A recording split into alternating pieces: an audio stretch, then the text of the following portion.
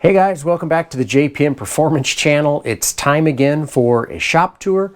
I hope all of you had a great Thanksgiving. We obviously all had some time off over the last week. So here we are, first week in December, and then it's going to be 2026. 1, 2, 3, 4 in 4 freaking weeks. Goodbye 2025, here we go. So, okay, tons of stuff going on in the shop. Last week you saw I had Jolt Ferenzi's engine sitting here in pieces. Well, here it is. I am waiting. So I got this thing going together, and then I realized I didn't have the front mount that bolts onto the block here. And you can't put on all of your covers and everything until the mount is bolted on here. But engine's completely together, cams are in, valve lash, cam timing is set. Literally, once I have this mount, I'm going to be able to batten this thing up. She's basically done. But yeah, really excited for him. This thing went together really, really well. That's our B18 C1 for STL. So after that, should be, I want to say that Rich Grunwald's engine is coming up next, but I'm still waiting on that block. Should be here any day though. But we got a new car in the shop this week. Look at this. I bet a lot of you recognize this car. This is Bill Hingston's old car, and I say old car because the car has been sold. So for those of you that have been following F production for a while, you know that the last time that Bill drove this car, had himself a little bit of an incident at the Runoffs. So I actually didn't see the car after the Runoffs and didn't realize it was as bad as it is.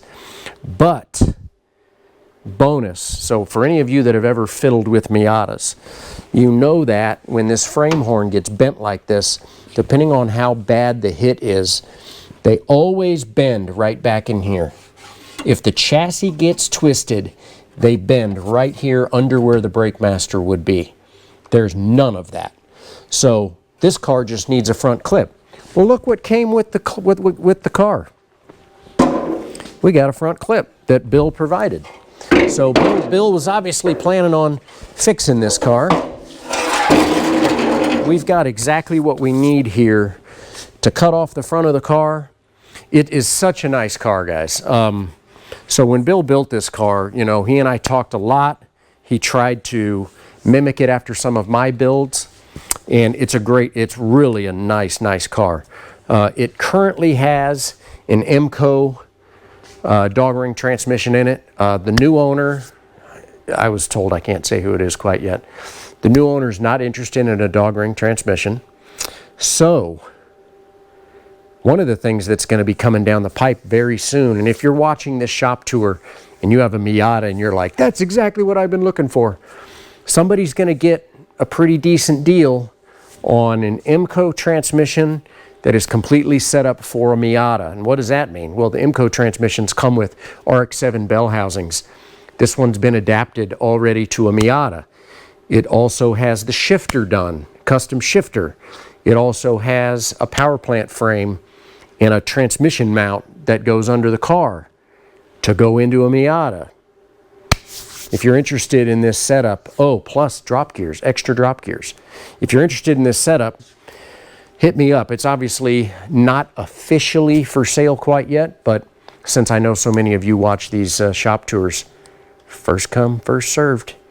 Call me, email me, text me if you know my number, and I'll give you the price. It's the whole project, the whole package is going to go for literally what you can buy just the bare transmission from Mazda for, without the bell housing modification, without the shifter, and without the extra drop gears and the mounts and everything else that goes with it. So that's basically what we're going to sell it for. It's going to be a good deal for somebody. So hit me up if you're interested. Okay, that's our new car in the shop. Still waiting on a master switch. Why in the world is that? So I called them. Well, guess what? This time of year, all you people ordering too much stuff on Amazon and everything else on cyber whatever shopping. It is a you-know-what show out there shipping-wise, and I still don't have my master switch. Somehow it went out to Oregon, and then it came through Colorado. It was in Colorado yesterday. Get me my master switch. So I'm still waiting on that. So right now she's up top marinating because I'm literally out of room. So another engine came in. You can see some of the other things that came with Bill's car. We've got the fenders. We've got wheels and tires. We've got another nose.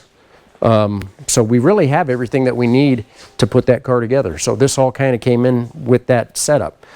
So what I'm going to try and do is I'm going to try and get this off to the body shop ASAP because I'm out of room here. So I'm going to call them this afternoon and see how soon they can take this. Nothing in the last week. Honestly, we were off Thursday, Friday, so we missed a couple of days. What have I been working on? I got that other differential finalized. Oh, so I've taken apart Lance Stout's engine. That's sitting over here.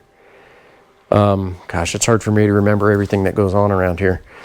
Had a couple of dynos, which basically the dyno time is going to be basically shut down for the winter.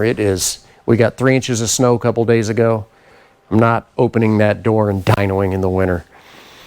Mazda 2, you guys are probably thinking to yourself, why is this engine still sitting in here? Remember what I was talking about last week with those you-know-what axles?